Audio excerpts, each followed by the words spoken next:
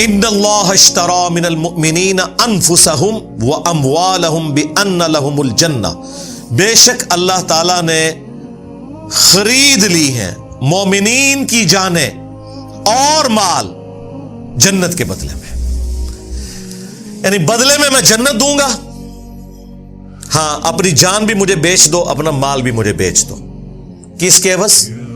جنت کے عوض۔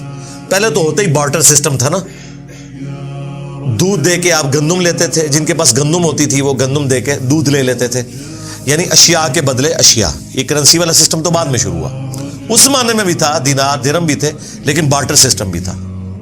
تو یہ سمجھ لے اللہ تعالیٰ کا ڈیوائن بارٹر سسٹم ہے کہ اپنی جانیں اور مال مجھے دو، اس کے بدلے میں تمہیں ہمیشہ کی جنت دوں گا، اور وہ جنت ایسی کہ جس میں نہ موت آئے گی، نہ بڑھاپا آئے گا، نہ پریشانی آئے گی، اور سب سے بڑھ کر وہ جنت کی نعمتیں ابدی ہیں، اور ہر وہ نعمت ہے جو آپ خواہش کریں گے۔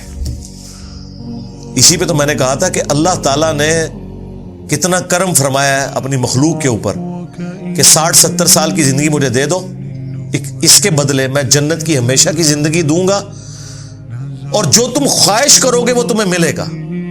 حالانکہ یہ کوالٹی اللہ کی ہے، کن فیکون، اور یہ کوالٹی اللہ کی ہے کہ اسے موت نہیں آئے گی، لیکن اللہ تعالیٰ خالق اور مخلوق کے فرض کے ساتھ جنت میں ہمیں یہ کوالٹیز دے گا۔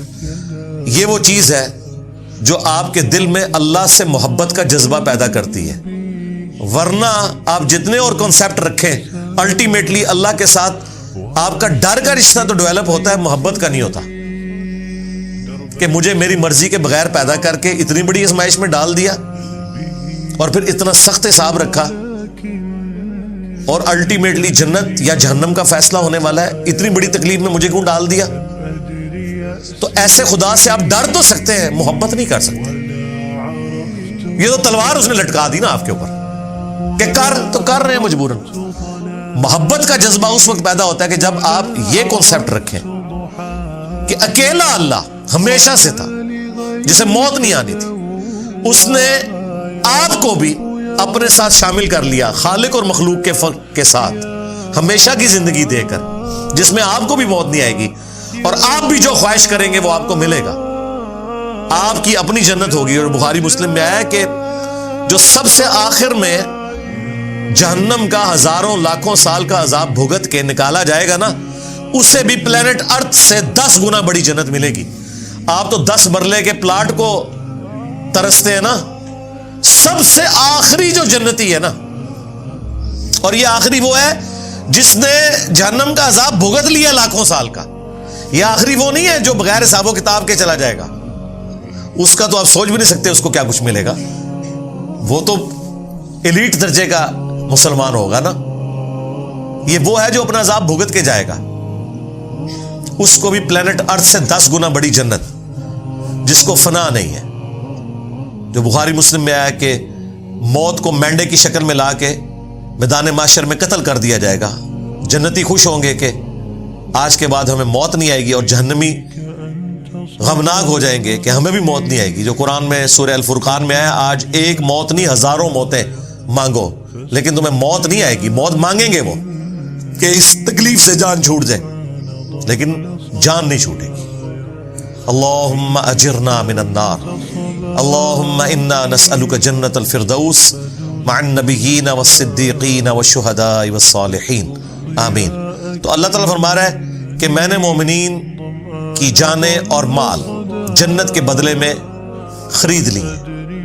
یہ بیع میں نے کی ہے، بیع، با یا عین، تجارت، اسی سے یہ بیعت لفظ ہے، اپنے آپ کو بیچنا۔ انسان کے آگے کیسے اپنے آپ کو بیچ سکتا ہے؟ نبی علیہ السلام کے ساتھ بھی جو ہماری بیعت ہے وہ اللہ کی بیعت ہے، خلفائے راشدین کے ساتھ بھی جو بیعت ہے وہ اللہ کی بیعت ہے، اور وہ بھی پیری مریدی والی نہیں، حکومت وقت کے اعتبار سے خلیفہ کو مانا۔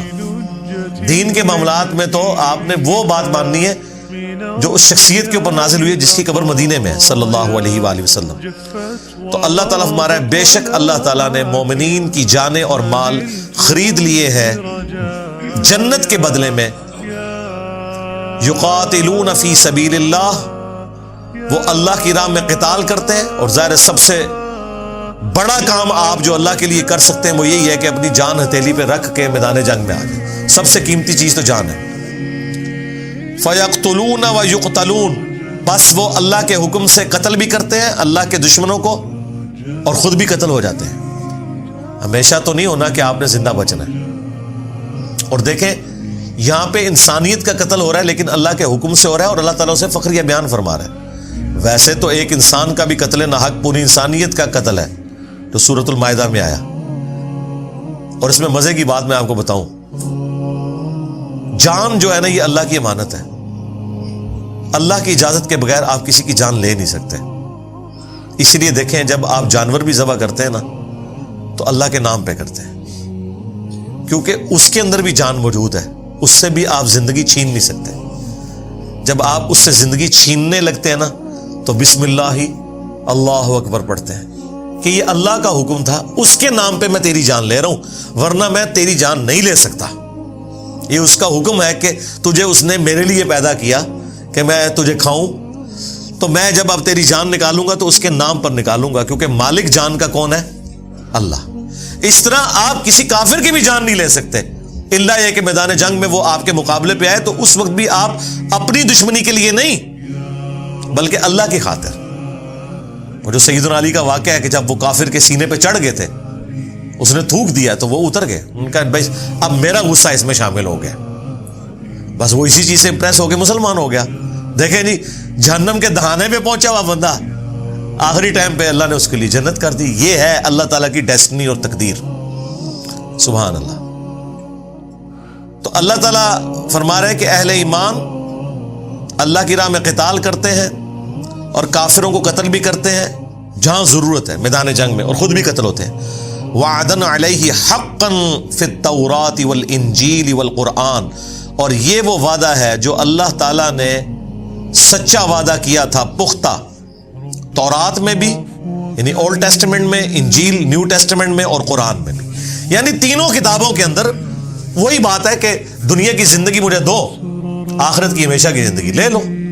اور یہی ایک یونیورسل ٹروتھ ہے جی، ہاں، جو اللہ تعالیٰ نے سورۃ الاعلیٰ کے اینڈ پہ بھی فرمایا نا، قد افلح من تزکا وذکر اسم ربہ فصلی بل تؤثرون الحیاۃ الدنیا والآخرۃ خیر وابقی۔ تمہارا اصل مرض یہ ہے کہ تم دنیا کی زندگی کو ترجیح دیتے ہو، جبکہ آخرت بہتر بھی ہے اور ہمیشہ رہنے والی۔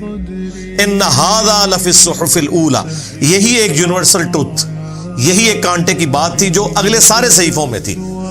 صحف ابراہیم و موسیٰ، چاہے وہ ابراہیم علیہ السلام کے آسمانی صحائف ہوں، چاہے موسیٰ علیہ السلام کے، ایک ہی کانٹے کی بات تھی۔ یہاں پہ بھی آ گیا کہ یہ اللہ کا وعدہ ہے کہ جو اپنی جان اور مال اللہ کے لیے خرچ کرے گا اللہ اسے جنت دے گا۔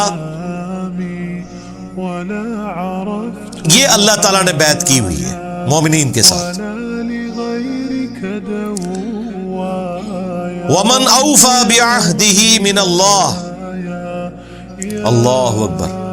اور کون زیادہ پورا کرنے والا ہے اپنے وعدے کو اللہ سے بڑھ کر؟ یعنی اللہ تعالیٰ ہمارا یہ جو میرا وعدہ ہے نا، تو میں تو وعدہ وفا کروں گا، مجھ سے زیادہ سچا کون ہو سکتا ہے؟ دنیا میں یہ ہو جاتا ہے کہ آپ کبھی محنت بھی کرتے ہیں نا، رزلٹ آپ کے خلاف آتا ہے، کیونکہ اللہ کو کچھ اور منظور ہوتا ہے۔ اس وجہ سے بعض اوقات انسان کو یہ وسوسہ آ سکتا ہے کہ یار میں دنیا میں محنت کروں اور اس دا اینڈ میں بھی میرے ساتھ بیڈ لک ہو جائے۔ آخرت میں بیڈ لک نہیں ہوگی، بیڈ لک کا تعلق صرف دنیا کے ساتھ ہے۔ آخرت میں اسی لیے اللہ تعالیٰ بار بار کہتا ہے کہ میں وعدہ خلافی نہیں کروں گا۔ وعدہ خلافی یہاں بھی نہیں اس نے کی، اس نے پہلے ہی بتا دیا ہے وَلَنَبْلُوَنَّكُمْ بِشَيْءٍ مِّنَ الْخَوْفِ وَالْجُوعِ وَنَقْصٍ مِّنَ الْأَمْوَالِ وَالْأَنفُسِ وَالثَّمَرَاتِ، میں ضرور آزماؤں گا بھوک کے ذریعے، خوف کے ذریعے، جان اور مال میں نقص کے ذریعے۔ لیکن آخرت کی زندگی میں کوئی آزمائش نہیں ہے۔